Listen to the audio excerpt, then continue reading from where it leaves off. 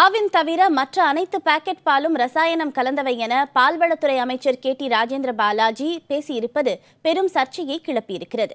திருவள்ளூர் அடுத்துள்ள காக்கலூரில் இருக்கும் பண்ணையில் 3,95,00,000 ரூபாய் மதிப்பீட்டில் கட்டப்பட்ட புதிய கட்டடத்தை நேற்று மாலை திறந்து வைத்து பேசிய அமைச்சர் இவ்வாறு தெரிவித்தார்.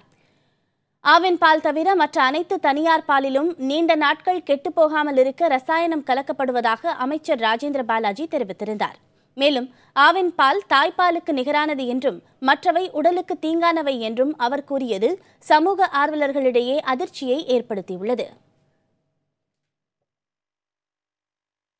காஷ்மீர் படிச்சிருக்கிற ஒருத்தர் இறந்து விடான்னு சொன்னா அங்கிருந்து இங்க கொண்டு வரதுக்கு ஒரு வாரம் ஆகுன்னு சொன்னா அந்த உடம்பை கிடாம இருக்கிறதுக்கு ஒரு கெமிக்கல் தடவுவாங்க, ஒரு கெமிக்கல் ஊசி போடுவாங்க.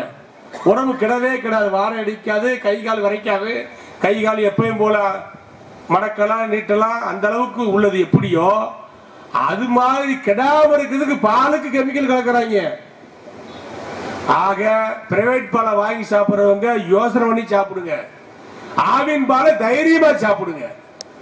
எந்த சீக்கும் கிடையாது, எந்த பின்விளைவும் கிடையாது.